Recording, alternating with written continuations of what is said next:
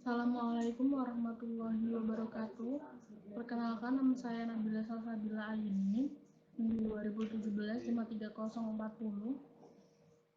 Di sini saya akan mempresentasikan materi dari Bapak Arif Setiawan tentang infrastruktur e-bisnis pertemuan keempat. Untuk yang pertama, infrastruktur dasar e-bisnis. Infrastruktur e-bisnis adalah arsitektur, hardware, software, konten, dan data yang digunakan untuk memberikan layanan e-bisnis untuk karyawan, pelanggan, dan mitra. Infrastruktur e-bisnis harus memadai, cepat, dan memiliki responsibilitas tinggi merupakan hal yang sangat penting bagi perusahaan yang mengadopsi e-bisnis, karena hal tersebut akan mempengaruhi kualitas pelayanan yang dialami oleh pengguna maupun mitra bisnis. Selanjutnya, kenapa internet? Karena di dalam internet itu sudah ada sosial media, ada blog, viral, ada yang banyak yang viral,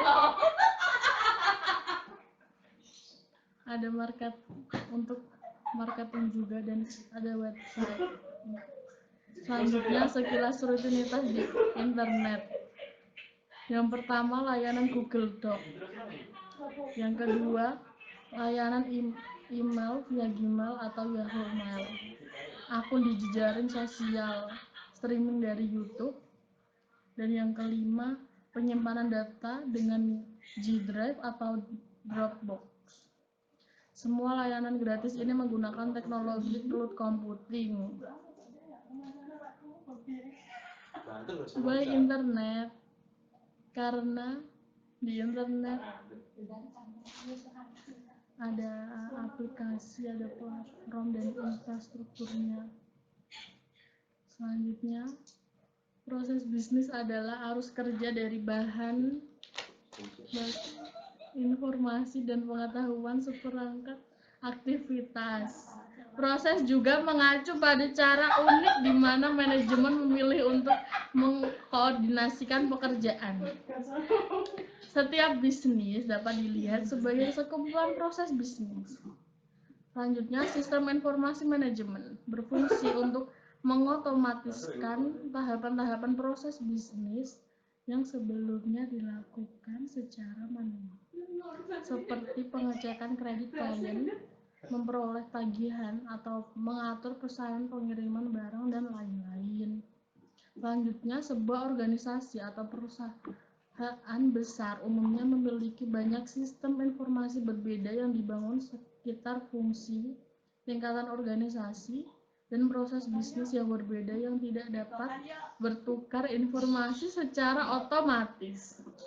Manajer akan sangat mungkin mengalami waktu yang cukup lama dan sulit untuk menyatukan data yang dibutuhkan untuk mengambil keputusan yang komprehensif dan menyeluruh dari proses organisasi atau perusahaan. Selanjutnya, ada SIM dan TI mengubah arus informasi, menggantikan langkah berurutan dengan tugas yang dapat dilakukan secara bersamaan secara paralel, dan menghilangkan penundaan pada pembuatan keputusan dengan teknologi online. Selanjutnya, aplikasi perusahaan merupakan sistem yang melingkupi area fungsional, berfungsi pada menjalankan proses bisnis di dalam perusahaan termasuk seluruh tingkatan manajemen. Aplikasi perusahaan membantu bisnis untuk menjadi lebih fleksibel dan produktif dengan mengkoordinasikan proses bisnis dengan lebih dekat dan mengintegrasikan sekelompok proses agar mereka berfokus pada pengelolaan sumber daya yang efisien dan pelayanan pelanggan. Selanjutnya, contoh aplikasi perusahaan. Yang pertama ada Enterprise Research Planning atau ERP. Yang kedua ada System Application and Product in Data Processing atau SAP. Yang ketiga ada Supply Chain Management atau SCM. Yang keempat ada Customer Relationship Management. Yang kelima ada Decision Support System atau DSS. Selanjutnya yaitu pengertian IRP, yaitu perencanaan sumber daya perusahaan. IRP adalah sistem informasi yang diperuntukkan bagi perusahaan, manufaktur maupun jasa yang berperan mengintegrasikan dan mengotomatiskan proses bisnis yang berhubungan dengan aspek operasi, produksi maupun distribusi di perusahaan bersangkutan. Selanjutnya, IRP merupakan back office system yang mengindikasikan bahwa pelanggan dan publik secara umum tidak dilibatkan dalam sistem ini. Sistem IRP secara modular biasanya menangani proses manufaktur, logistik, distribusi, persediaan, shipping, invoice, dan akuntansi perusahaan. Selanjutnya ada IRP, modul yang pertama modul utama, yaitu operasi. Yang kedua itu modul pendukung, yaitu finansial dan akuntansi. Yang kedua sumber daya manusia. Dan ini adalah IRP.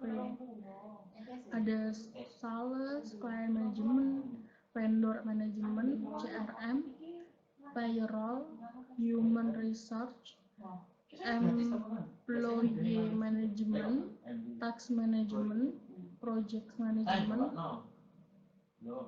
Selanjutnya ada SAP atau System Application and Product and Processing, adalah suatu software yang dikembangkan untuk mendukung suatu organisasi dalam menjalankan kegiatan operasionalnya secara lebih efisien dan efektif. Selanjutnya, SAP merupakan software ERP yang terdiri dari sejumlah modul aplikasi yang mendukung semua transaksi perusahaan dan dapat bekerja secara integrasi atau terhubung satu sama dengan lainnya. Selanjutnya ada modul SAP. Yang pertama SD, Sales, dan Distribution, yaitu membantu meningkatkan efisien operasional berkaitan dengan proses pengelolaan customer atau proses sales, shipping, dan billing. Yang kedua, Materials Management, yaitu membantu menjalankan proses pembelian atau procurement dan pengelolaan inventory. Yang ketiga ada PP Production Planning, yaitu membantu proses perencanaan dan kontrol daripada kegiatan produksi suatu perusahaan.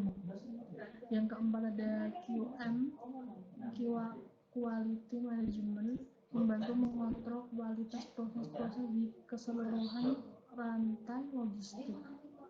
Yang kelima PM, Plan Maintenance, yaitu suatu solusi untuk proses administrasi dan perbaikan sistem secara teknis. Yang keenam ada Human Resource Management, yaitu mengintegrasikan proses-proses dari aplikasi pendaftaran, administrasi pegawai, manajemen waktu, pembiayaan untuk perjalanan sampai ke proses pembayaran gaji awal. Yang ketujuh ada Financial Accounting, yaitu mencakup standar accounting, cash management, general ledger, dan konsolidasi reporting. Yang kedelapan ada Controlling, yaitu mencakup cost accounting, mulai dari cost center accounting, cost element accounting, dan analisa profitabilitas. Yang kesembilan ada Asset Management, yaitu membantu pengelolaan atas keseluruhan fixed asset. Dan yang ke-10 ada Project System, yaitu mengintegrasikan keseluruhan proses perencanaan proyek, pengerjaan, dan kontrol.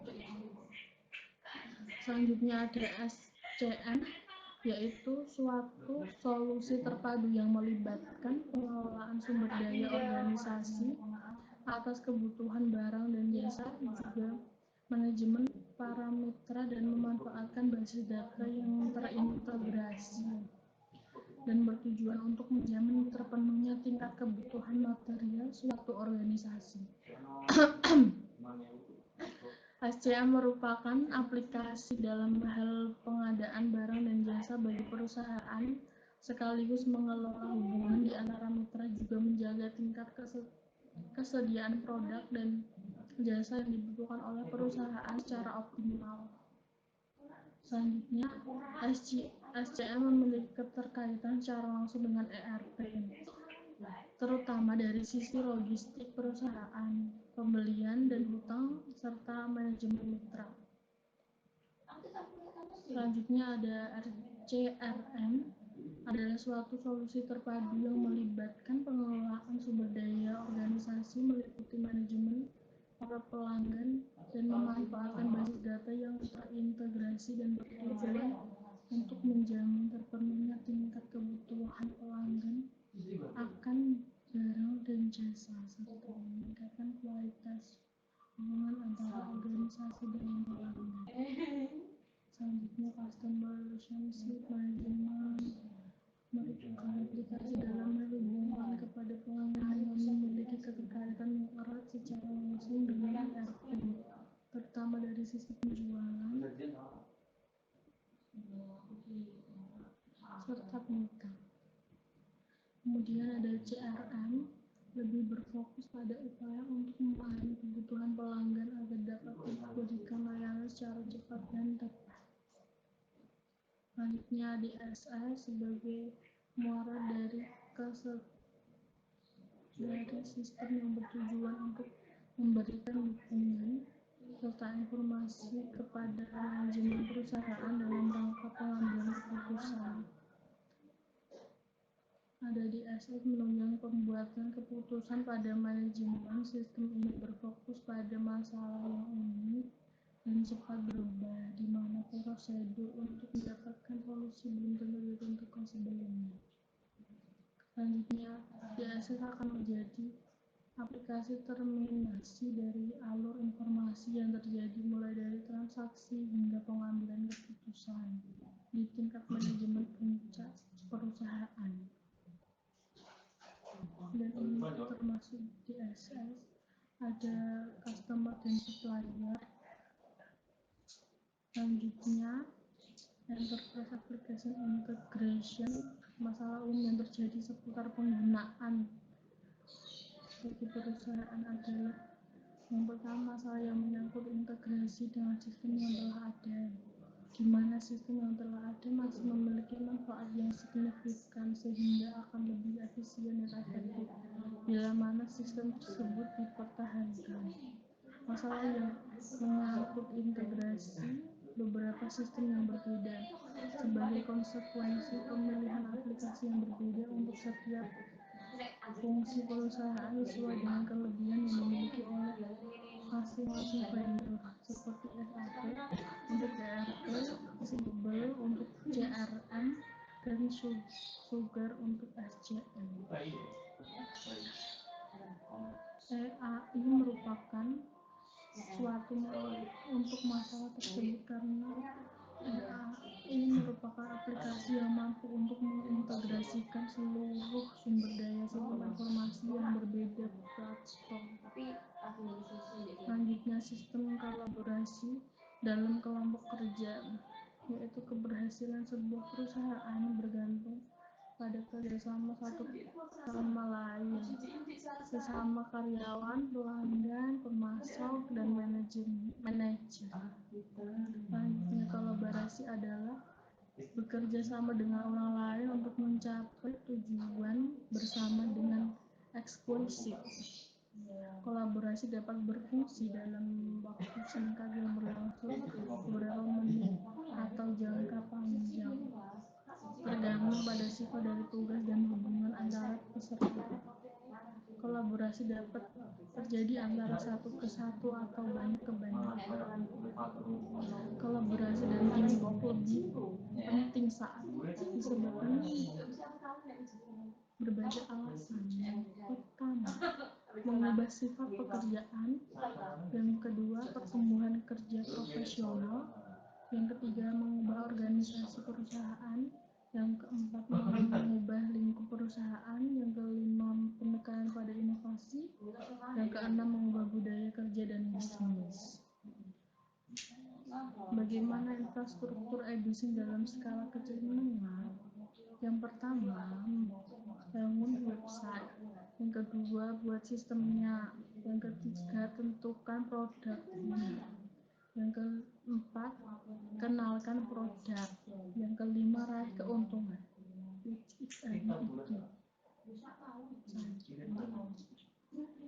Terima kasih. Sekian presentasi dari saya. Apabila ada kesalahan, mohon maaf yang sebesar-besarnya. Jangan lupa like, komen, dan subscribe. Wassalamualaikum warahmatullahi wabarakatuh.